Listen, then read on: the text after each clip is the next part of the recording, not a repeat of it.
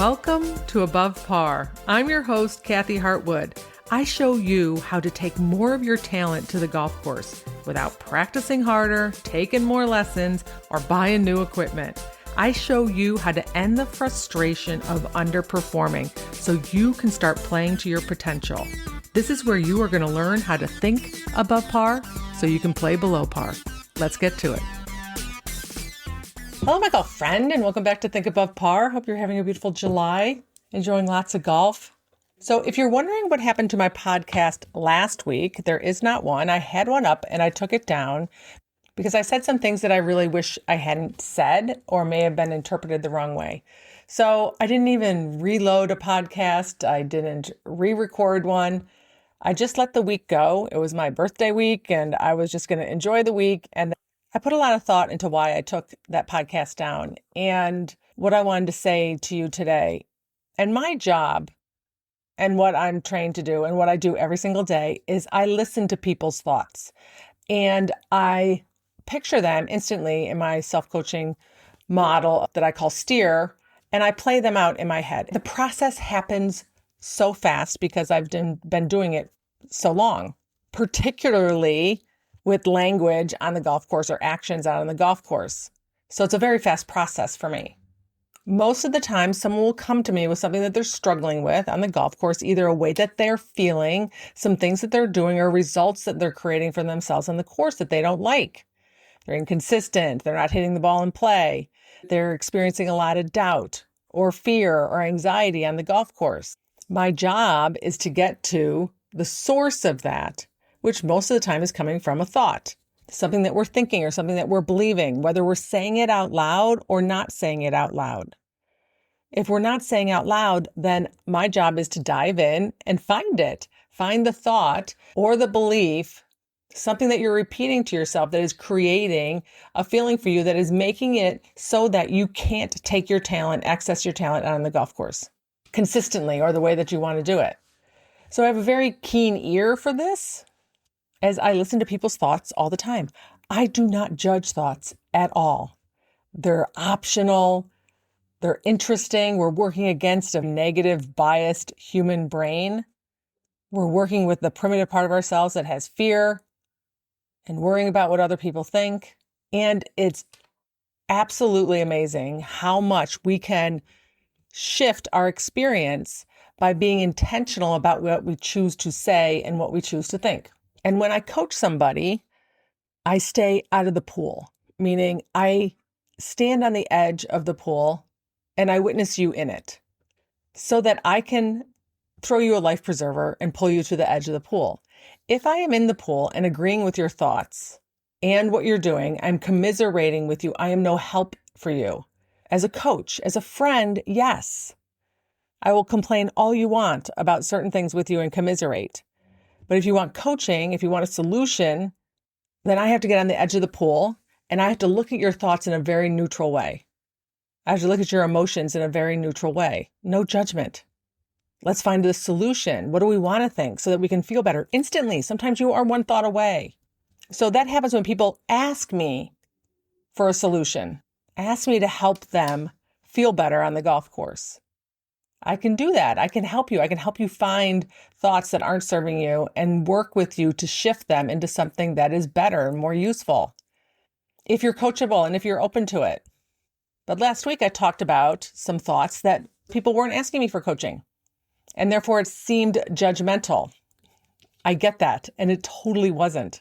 And it was a huge learning lesson for me because I also learned that who am I to tell you that that's not a useful thought unless you're asking me for my advice. And this is one of the things, since I was talking about playing in a tournament or a club event or with a group of people, a foursome or a twosome where you have partners, there's a different dynamic involved. You're dealing with other people's brains too. Most of us have a hard enough time figuring out whether something works for us or not in our own brain, let alone trying to figure out if it serves somebody else. So the point of my podcast last week was to try and shed light on that in a light way. But I realized also it could have been insensitive, and that was in no way, shape, or form my intention, but I can totally see in hindsight how it could come across that way. So I chose just to take it down. And this is really what I wanted to share, is that since you are your own container and you're the creator right, of how you feel based on what you're thinking. In a group, we can volunteer information. We can't unhear it. If you have a playing partner and you say words to the playing partner, they can't unhear those words. And then it creates a little cocktail in them. It's either useful or not useful. And we sometimes don't know this. They can be well intended and the words can seem factual. But if you can't put yourself into someone else's shoes and wonder how this is going to land for them, then you don't know whether you're making a positive or negative impact on your group or your playing partner. So for instance, you could tell someone where to aim and pick a target and maybe what kind of shot to hit on that hole if they're not familiar with that golf course. Because to you, saying that seems very factual. It seems like a good line. Given the distance that I hit it, that's perfect. And the ball flight that I like to see, it's super easy for me to say, go right along the edge of that fairway. That's a perfect place if all I do is see fades. But if that person going down the left side of that fairway and there's trees right there and all they see are hooks because that's their game, that might seem like a very scary place to aim. It might not be useful. It might not be helpful. It creates fear in them. And your brain's like, I don't know what the problem is. I fade it. I can't hit it left to save my life. The trees are not a problem for me. So this is your playing partner who you want to be at their best performance. And I know our intention is to help the people in our group. But the question to ask is what I'm saying useful for them? Sometimes the problem is we don't know. Let's say someone's in your group and you're questioning their decision on how to hit a shot or a club that they chose. Someone, depending on their level and your relationship, might say, thank you, this is great. I needed that advice. Another person is going to have a bunch of doubt come in and indecision. They start questioning themselves. They might feel very self-conscious. They might stand over that shot and have a lot of doubt that they've made the wrong decision, and then they're not going to execute very well. And then what happens after that usually is a little bit of shame and embarrassment. While your intention was great, and you might say, I have no problem with someone telling me what to hit, the other person might. And we just don't know this. If you have a break in slow play and getting on the phone and scrolling or shopping or doing whatever you do soothes you, amazing. If it helps you pass the time and you feel more relaxed and distracted, and you don't have to think about your golf or that we have to wait, awesome. But someone else might get on their phone and look at their email from work and go sideways, not helping the group. But who am I to tell you which is right? I'm not. I won't tell you what to think. I won't tell you what to do. I will ask you if it serves you. Is it useful? If you came to me and said, I have a lot of doubt, I don't trust my decisions out on the golf course, and you tell me you're constantly playing with a spouse who is questioning every club that you play, I'd like to start there and help you work on that to build up your trust in yourself and your decision making so that you can stand over a shot with more certainty. So it is very helpful to have the skill of being able to put yourself in someone else's shoes or getting to know people or just getting really good at saying vanilla kind of answers on the golf course so that the chances of it creating a non-useful response in somebody go way down. So in other words, the ideal position in this fairway might be at the left side of this mound. How you get there with a fade or a hook doesn't matter. What do you see? That might be a useful thing to say. Instead of hit it over that tree and fade it about 10 yards into the center of the fairway when the person can't hit it but ankle high. Right? But the more aware you are personally of what works for you, the more you know what doesn't work for you. Meaning it's not helpful to tell me don't go in the water. This one I think is pretty much universally agreed upon. Right? Don't say don't, basically, because that's put your mind's attention on whatever you said after that. Don't hit it in the water. Your brain just basically goes to water, right? That's where your attention goes.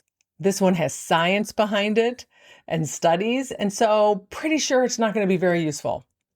Even if you sit there and say, oh, my friends don't care. But if we don't recognize or make the correlation how my ball goes in the water every time someone says don't go in the water, we're lacking a little self-awareness.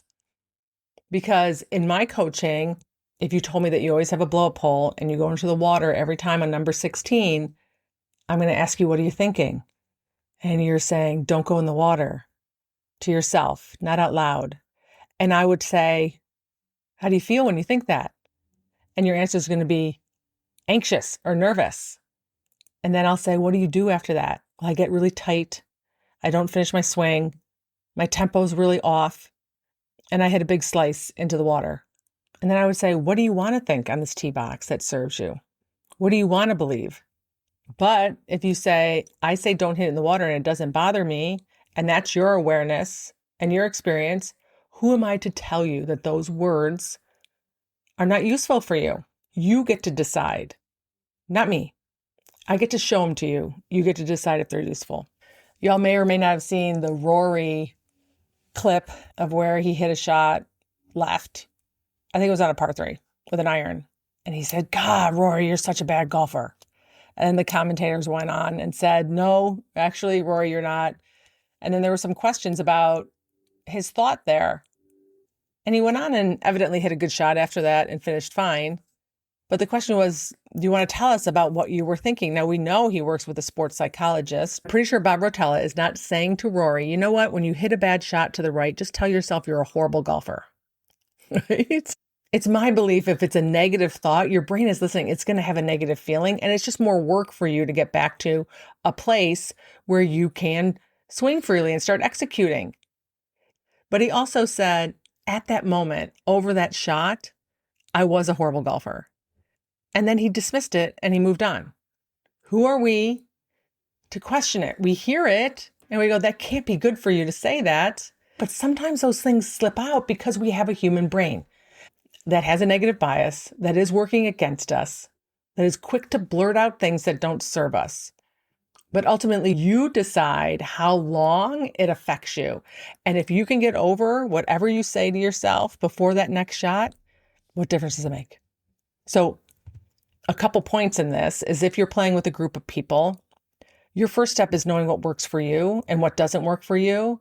And then putting yourself into someone else's shoes and questioning whether this would be useful or not. Is there something that I could say that might be more benign so that I can help the team or impact the team in a positive way? If you all have a shtick and you do your thing, do your thing. And if you're wondering whether a thought serves you or not, you just get to ask yourself, how do I feel when I think that? If you're wondering whether a thought serves someone in your group, just pay attention to the results they're creating. But the bottom line is you are not your thoughts. You are the thinker of your thoughts. You're going to have so many that come through your brain. The crappy ones every once in a while, like Rory's, slip out. It's all about whether you grab onto it and keep thinking it or you let it go. And Rory was saying he let it go. Ultimately, your own self-awareness in that place, in that moment, is going to be what serves you the most. And how often we hear a thought from ourselves or from somebody else, and then we decide to think it over and over again. And the question is it working or not working? All right, my friends? So this week, go out and be the observer of your thoughts. Don't judge them. Just witness them and ask yourself if they're working, if they're useful, or aren't they? And if you haven't taken the quiz yet to see how many shots your mental game is costing you, go to quiz.mymentalcaddy.com. All right? I'll talk to you next Wednesday. Bye.